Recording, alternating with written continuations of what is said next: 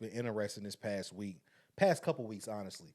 And it all kind of ties in together with the change of a lot of moving seats in the media and people who they are aligned with. Let's talk about Pat McAfee. You know what I'm saying? I think what Pat McAfee is doing in media, in sports media, and how he's doing it his way, is something that shouldn't be just glossed over. Like, if you pay attention to what he's done and how he's done it, not only has he done it his way, but he's done it with his guys, and it's always been with his guys. Like, he's brought his friends with him every way. I mean, every step of the way, and they've not changed. The black tank top is his uniform. Bro, he gonna wears get that black tank every Saturday. He wears the only time he dresses up, like he said, I put on my Sunday best for college game day. Bro, he had a black tank top on. Yeah, today. But he had on the blazer and the jeans, short and the jeans. But pants. The black tank top is always but the black, be there. but the black tank with the guns out and the gold chain is his staple look. And in sports media, that isn't what you're accustomed to seeing. You're used to seeing the guys dressed up, nice suit, 3-piece. Well, you know what I'm saying? Not saying he's not well groomed, but you get what I'm saying. I'm gonna say this, bro. Yeah. Pat McAfee, one of us. I wouldn't go that far. No. And the reason why I say he one of us, he's solid. He's solid. He's solid. And he know what the fuck he talking about. And he appealing to us. Solid. He's appealing to a lot of shit, bro. He's appealing to NFL, college football, wrestling. And why I say he one of us is because Pat McAfee gonna tell it the way that we already thinking it and saying it. Yeah, that's a fact. So like, bro, like his show. I fuck with his show. I've been fucking with his show, bro. Like, and that's like the way that he got his show going is how I want our shit to take off, bro. Like, authentically be yourself at all times, bro. Do it with the people that you started off with. If they trying to do it without them, bro, then that's not the move y'all need to be making. Like, bro, stick to what you know because it's got you this fucking far. And now these motherfuckers is on ESPN, bro. Yeah. Now, like, bro, they started off, of course, like Barstool, YouTube, you know what I'm saying, doing their thing and everything, bro. But now he got a segment on ESPN. Yeah. He doing his thing, bro. And then they cut the ESPN off like you told me today. I was like, bro, like I seen him on ESPN. You was like, yeah, bro. But then, you feel me, they cut ESPN. Boom. All right, we clear? Yeah. Man, let me tell y'all motherfuckers how I really fucking feel. Like, hopping straight into it. Yeah, I can do both, bro. Like, I can flip that switch off and on, bro. Like, and I can go super corporate, bro. Sit up straight, talk natural, not cuss, everything.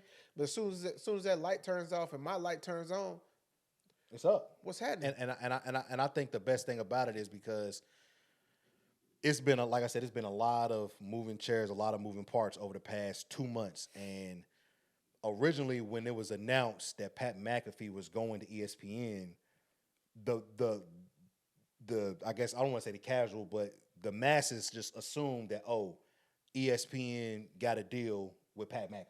Yeah, that's not what happened. What happened was Pat McAfee has a deal with one of the sports books. I believe I think it was FanDuel. I think he was signed to FanDuel. Yeah, it was either FanDuel or Barstool. FanDuel. I think it was both. Something along the lines. He had a deal with one of them. I can't quite remember, but ESPN acquired that. I think it's FanDuel. I think it's Barstool. Yes, Barstool. ESPN acquires Barstool and or acquires the company that owned Barstool or whatever, because that's how David Portnoy bought the Barstool back from the people for $1 type shit. It was a whole bunch of funny shit. But anyway, bro, they acquired, ESPN acquired the sports book that he had to deal with. So when they do that, now Pat McAfee comes along with that deal.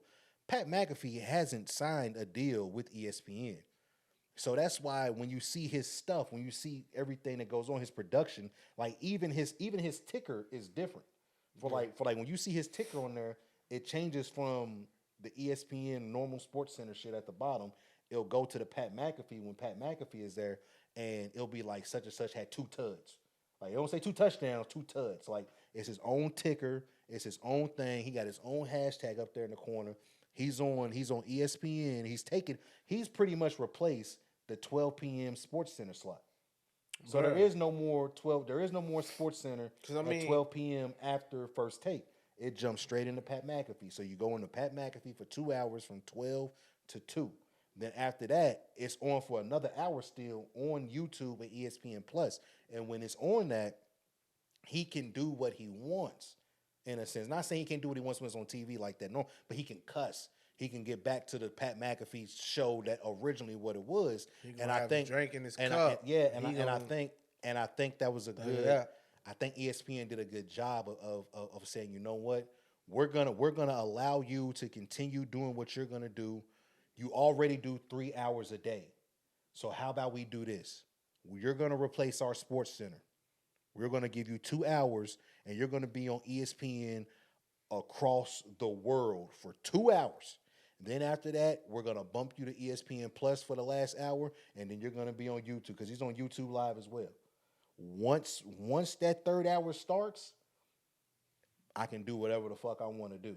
I can say what I want to say, and even them producing and the production of the show and the direction of the show, it's all him. Everything that you see is him. ESPN isn't in control or they don't have any type of funding or any type of input on the direction of the show, like, because it literally is a partnership. Yeah. He doesn't work. He's on ESPN, but he doesn't work for ESPN in a sense. Yeah, you get what I'm saying? Yeah. And so it's a little bit different. So like when people were saying, "Oh, Pat McAfee is the reason why Disney had 7,000, 10,000 layoffs over this summer," no, he's not. That's not how it works. Those layoffs were coming. You got to understand, bro, parks closed. There was COVID. Like, Disney lost billions of dollars. They've asked, like Stephen A. said, he said, they came to me and asked me if I can get back 10, 15% of my contract. I did the numbers. He was like, 10, 15% wasn't going to affect me. Yeah, take it back. Because I know that that's going to pay off in the long run. Because when they come back, when they calculating these numbers and they doing certain shit, they going to remember, hey, he helped us when we needed that help. So we're going to look out for him. Yeah. You get what I'm saying type shit? So it's like, and he understands that. Like, even with the whole, him having his own podcast, his podcast isn't an ESPN product. He was like, you get those, he was like, so what happens is when you get in these situations, it helps when you know the right people. It helps when you have lunch with these presidents of the companies. It helps when you have lunch with these CEOs. He was like, I'm at the game Monday night for the Jets. And we'll get into my Jets soon. He was, I'm at the game Monday night for the Jets. And he was like, the CEO for Disney called my phone. Hey, let's get dinner Monday. Bet. Yeah, come on. Yeah. You feel what I'm saying? He was like, excuse me. He was like, and that's the difference between me and a lot of people is that I don't just cash the checks from these people. Like, I know these people. I can call these people. I have coffee with these people. Yeah. Like, I know the ins and outs of these things. Like, so it's like when things are going on and things are happening, I'm always in the loop. He was like, and that's the thing that really pisses me off about a lot of my former coworkers is because they knew this was coming. They told us months ago when they announced it, there would be 7,000 layoffs to come. And he was like, so it kind of pisses me off that when it happened, they want to try to blame Pat. And even Pat was like, man, you got people blaming me for shit. You got people doubting me, people X, Y, Z. And he was like, but I heard all that noise. I heard all that. I heard all that shit that they was talking. He was like, and he was like, and it's personal. Sharp and everything too, right? Well, with the Shannon situation, the Shannon Sharp situation is interesting because he was basically pushed out of Fox.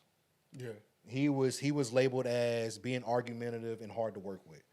And it came off as if like it came off as if he wanted to leave. He wanted to leave. Off. He wanted to leave. Which it would look like that based on what we saw, what they showed us. Exactly. But behind the scenes, even him, if y'all haven't watched Club Shay Shay, go watch that episode with Shannon Sharp and Stephen A. That explains a lot. And then also the clip that you sent, I think Stephen A. kind of touches on it too on the Joe Budden podcast. On the Budden shit, yeah. Go shout out to both of those podcasts and everything. But for more context, Go check out both of those. But to us, it looked as if Shannon was like, "Man, I'm fuck it, I'm gone, bro." Yeah. Skip's tripping. I'm out. Yeah, but Skip's on one, bro. Like he done tried me as a Hall of Famer. He's trying me on this damn show. Like, yeah, it's Skip Bayless and Shannon Sharp type shit. But at the end of the day, bro, like they coming to see me. Yeah. Yeah, I mean they coming. Shannon. They coming to see both of us, but they ain't nobody coming to see you, Skip. Ain't nobody coming to see you, Otis. But that's the thing. So it's like, so even Stephen A. was like the main reason why I jumped out first. He was like, it was like as soon as the news broke, he was like the first thing I did. I made sure I went on my shit and I said I want him. He was like, regardless if it happened, I made it clear that brother was still wanted. Yeah, he was like, because that's must see TV. Bro. No, but not even that though, because he was like, I know how this industry works. He was like, I know that what they'll do, they'll try to throw you to the side, and they will try to blackball you. And it's crazy because I just seen Dan Patrick talking about it. Dan Patrick was like, when he left ESPN long ago, and he was like, he wanted to do his own thing.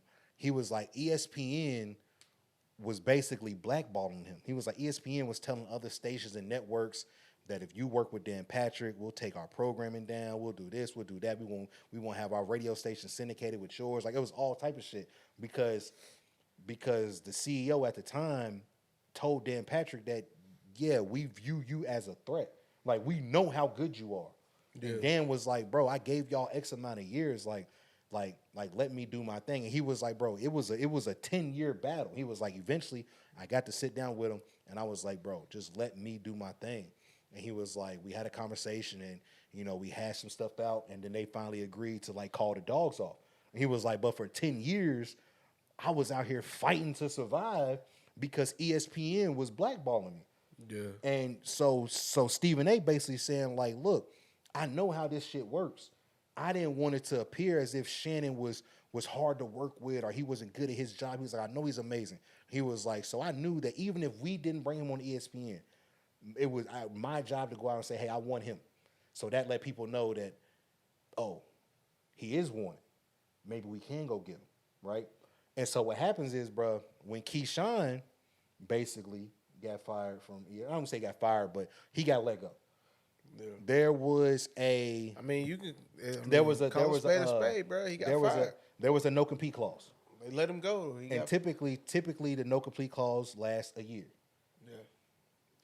Skip panicked. Skip went through a whole Undisputed was supposed to come back a month before it came back. Skip, they tried out they tried out LaShawn McCoy. LaShawn McCoy was terrible. They did. But they did some practice runs with him, bro, and he was just bad. But he was so bad that Skip walked off set during the practice runs.